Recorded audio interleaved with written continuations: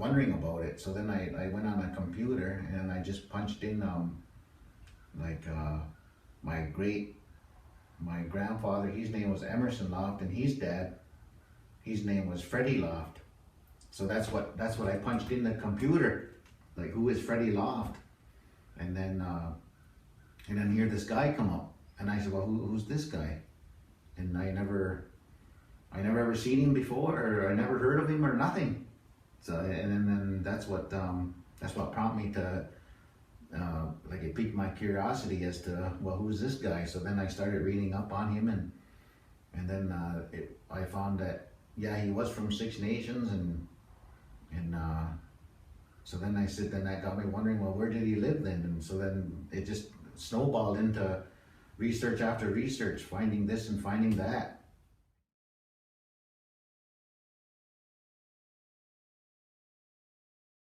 First he went to school there on the reserve over at his aunt's place, and his aunt, her name was Yagowia.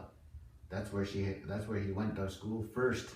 But then after that, he went to the residential school in Brantford, which is, and then he didn't like it there, just because of the mistreatment that how they were treating them.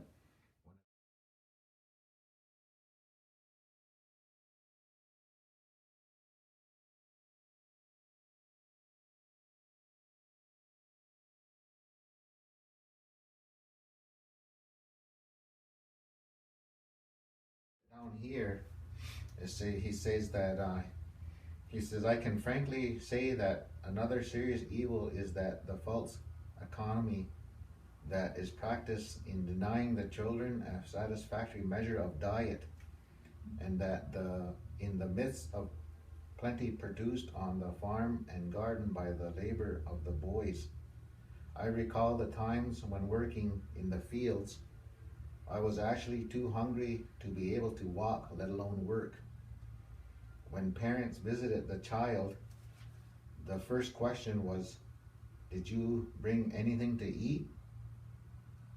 And in the winter, the rooms and beds were so cold that it took half the night before I got warm enough to fall asleep. What chance of life has a child under such conditions, when these conditions at the boarding schools and institutes become known to the parents? It is no wonder they hesitate to send their children back after a vacation.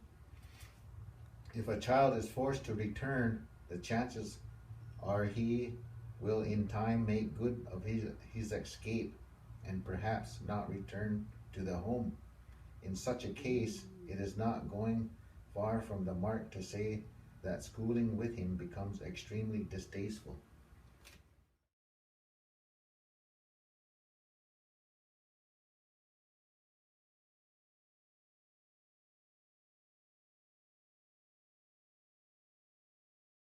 He would go to work, and then at nights when he'd get home, he would start writing. And then he would there was a paper called Saturday Night. It was out of Toronto there. Mm-hmm.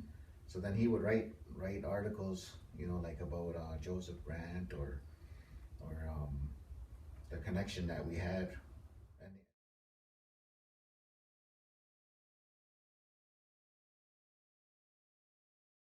he enlisted in the war, and then since he was familiar with the forest, like being a lumberjack, mm-hmm. That's when it was decided that he would become a lieutenant for the Forestry Corps. And then he went throughout Canada, like going to different reservations or territories, and then to recruit a native corps for the war. Yeah.